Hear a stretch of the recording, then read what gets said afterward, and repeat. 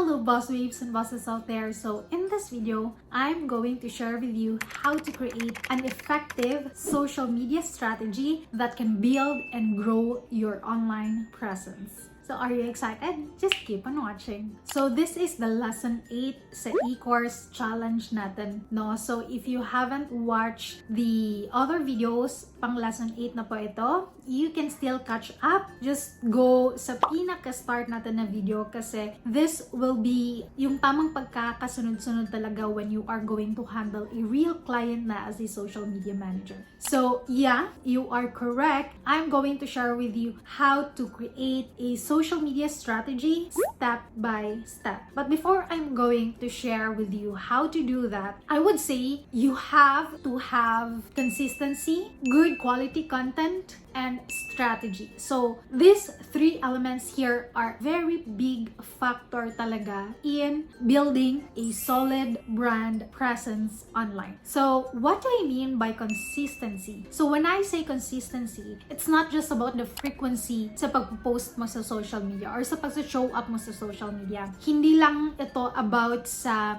ilang content ang ipapublish mo every week sa isang platform, yung ganun. It's not just that. Pero including na yan ha, when I say consistency then is your brand voice. I've already discussed the importance of brand voice sa video na to, so you can check out that one. I guess that's lesson 7. The way you give your message, the way you express your message, your tone of voice, your language, it should be relatable to your target market.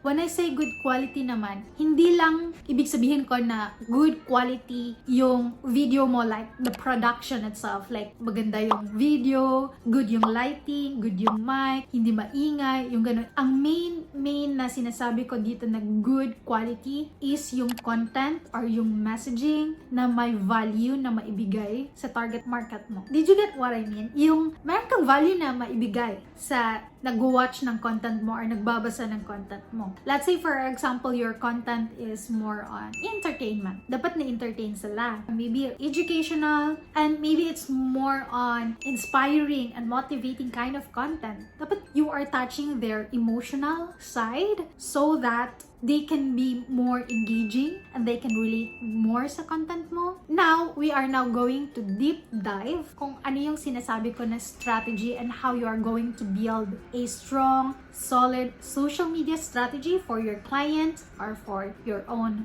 business. So maybe now you are asking, why do we need to create a social media strategy? Pasuyin na, pwede naman na mag-post lang kami ng mga content na related sa business ni client. Sure, you can do that. You can always do what you think best for you. But I would say that if you are a social media manager, creating a solid social media strategy would be a game changer for your business or maybe your client's business. The reason why you are going to create a social media strategy is because it will help you and the client be on the same page. This is the time where you are going to explain sa client mo na the things that you are going to do is para ma-achieve yung goal na gusto niya. This is where you are going to set goals and to make sure that you are really planning the action steps that can help you both together na maging effective yung strategy niyo.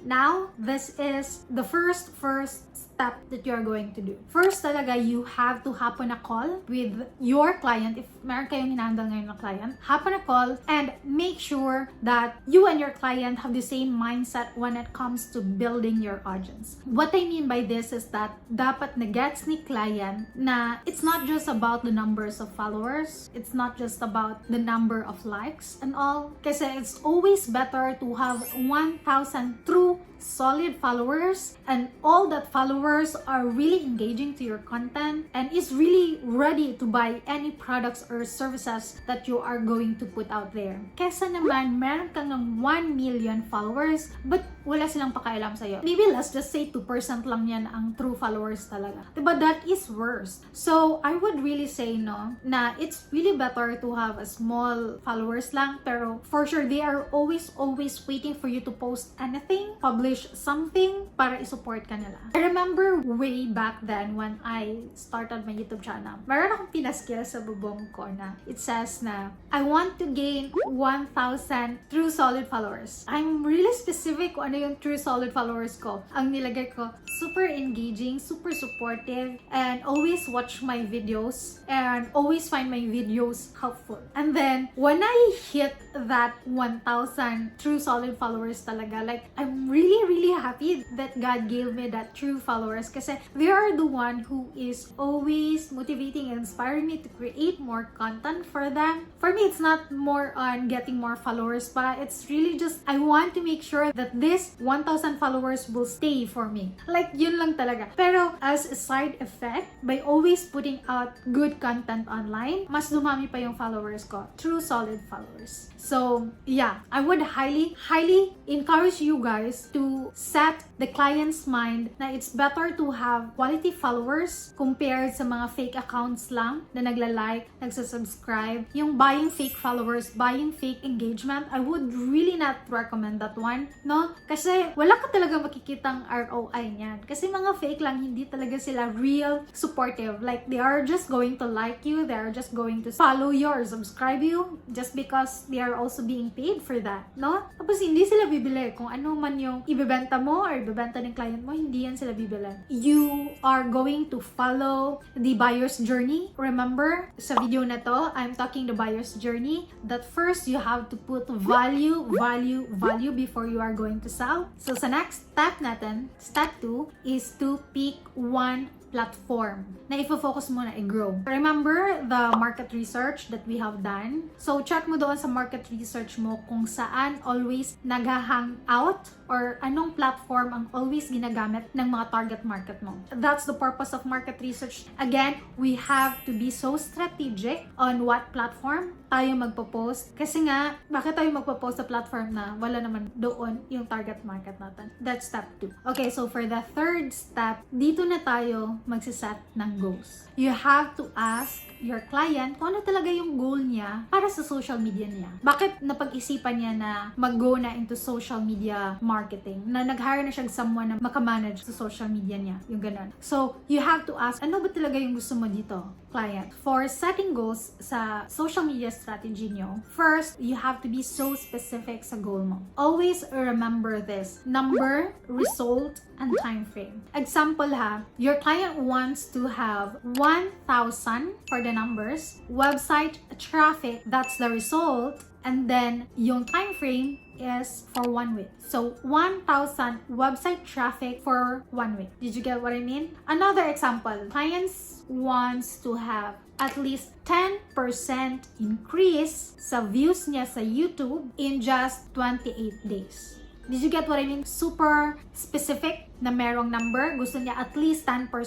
Anong gusto niya ng 10%? Na mag-increase ang views niya sa YouTube channel niya. And then, ano yung time frame na gusto niya? 28 days. Did you get what I mean? Nandun yung tatlo. So, super specific ang goal. This part here is so crucial. The reason why you need to be so specific, kasi yan yung mag-i-indicate if your strategy is working or not. Did you get what I mean? The more na so broad ang ilalagay nyo na goal, mas mahihirapan kayong mag-identify if tama ba yung strategy na ginagawa nyo or hindi. So, yeah. Now, for the fourth step, dito na yung content strategy. You have to plan the content. You have to plan the content type, content topics, the frequency, kung ilang times ba kayo magpo-post per day or per week or per month. So, dito na natin gagawin yung content pillars mo. Ano yung mga topics mo under for that content categories, yung mga ganun. That would be the topic for our next video, creating content strategy. So, I really hope that if you are not yet subscribed sa YouTube channel na to, go subscribe and hit the bell button para ma-notify kayo every time I upload a new video na related sa freelancing or social media. So, yeah, that's that. If you are running mga content ideas, I already created a video like that this one here, those are good ways on how to generate content para sa social media ng client mo or for your own social media. Now, after doing that, after creating the content, you are going to ask the client if it's already good to post or whatnot, diba? You are going to schedule it. I'm going to talk more and deep dive more sa topic na yan sa next video natin. But I'm going to continue kung ano yung mangyayari next. So, after that, after publishing, of course, magkakaroon na tayo ng result niyan, diba? Makikita na natin, uy, ang daming likes sa content na to. Pero sa content na to, wala madyong engagement. So, yung ganun. The fifth step is to assess and analyze the results of your content. Dito na papasok yung analytics report. So, if you haven't watched our videos about analytics report, you can watch this video here because shinare ko sa inyo yung step-by-step on how to create analytics report and kung saan siya titignan, kung anong purpose na to, anong purpose niyan, and what are the things that you need to put sa analytics report. You really have to do that because this is the part where you should know what to do next. Because based on the result sa analytics report mo, dyan mo malalaman, uy, I need to change my content strategy. Because if you are not going to do that, if you are not going to do analytics report, or you are not going to audit your social media, then it would be hard for you to decide if what kind of strategy yung gagawin mo, diba? So, yeah, we have paid template for analytics report, and if you are part of the paid group natin, paid community natin, you have 10% discount for that. So just message us, and for those who are not yet part sa paid group natin or paid community, don't worry, you can still avail the paid template. Just message us sa Facebook page natin, BossedUp PH, and we will for sure give you a good deal as well. So this will be the last step na sa pag-create ng social media strategy para mas maging smooth ang flow ng client mo and ikaw na nagwo-work as a social media manager sa business niya. And that would be a system. You have to set up a system. So there's a system where you are going to create a content strategy para mas madali na on your end. There's also a system for your business flow. I'm gonna talk more sa system na pwede nyong i-follow sa next video natin, which is the content strategy. I'm also gonna share with you na lang kung ano yung good tool na pwede nyong gamitin para mas easier kayo makapag-converse ni client and easier siya maka-give ng feedback and all. When it comes to the business side naman, for you as a social media manager, there are a lot of project management tools that you can use para mas okay yung flow ng pag-handle mo ng mga clients as a social media manager. I've already shared here mga project management tools na pwedeng gamitin mo as a social media manager or as a freelancer. Hindi lang limit sa social media manager. Pwedeng ibang industry din as a freelancer. These are the good project management tools that I personally use for my clients and for myself. So, yeah, let's go now for the assignment for this video. Okay, for the assignment number 1, create a specific goal sa hinahandle mo na business ngayon. Maybe sa client mo or for your own business. Basta kung ano yung hinahandle mo sa challenge na to, set a specific goal na gusto mong mangyari. It's up to you if you want it to be a long-term goal, but I would say, gusto ko na is mag-set ka lang na for about 1 month lang or for about 2 weeks, yung ganun. Para mas makita mo or mas madali mong ma-determine if your strategy is working or not, diba? And then, for the assignment number 2, you have to create a game plan. Okay, to be specific, list the content type that you want to produce every single week, like maybe reels, or maybe a long-form video, or maybe just graphic post, or maybe just a shared memes, yung ganon. Something like that. Just list it. Huwag mo na masyadong i-super analyze because we are going to talk more about that sa next video. I just want you to list, let's say, maybe 3 to 5 kind of content. And then, the next one is list the content topics or content categories. So, for example, if your client is a fitness coach, and then yung content pillars mo or content categories mo is, let's say, magpo-post ka about nutrition meals. Isang content pillar mo is more on about the exercise. And then, ang pangatlong content pillar mo or content category mo is yung weight loss. The fourth one is, let's say, mindsetting. For the fifth one, let's say, more on about healthy habits. Yung ganon. Just list I guess 5 to 6 content pillars or content categories is a sweet spot para ma-diversify din yung content mo, hindi lang puro ganyan. Yung ganon, marami kang value na maipoprovide but still within the niche. Yung ganon, so yeah, do that. And then the last one that I want you to send or comment inside sa Facebook group natin is the frequency per week. Ano yung frequency post yung for that. And yeah, by the way, meron sa private group ko, more on YouTube channel sila. So more on, let's say, you are going to create one long form video lang, and that would be enough na i-try nyo. That's good. Okay lang kahit yung content type nyo is isa lang. Yung one long form content lang. Because I know na mahirap gumawa ng long form content and time consuming siya. So it would be okay if isa lang yung content type na ilagay nyo. Yeah, what else pa ba? I guess that's that. And if you have any questions when it comes to this series for this e-course, don't forget to message us sa BossedUp PH na Facebook page. And if you want to share your output sa e-course na to, don't forget to join our public group. I'm ready to BossedUp by Bigsui. And if you want us to check your output, join our paid community, Becoming a Social Media Manager, a BossedUp Challenge. And yeah, don't forget to follow us on our Instagram accounts as well at Bigsui and at BossedUp PH. I really hope that you really learned a lot sa video na to, guys. I would always love to hear your questions, your feedback sa mga ginagawa natin ng content. And yeah, hope to see you on our next challenge. Bye!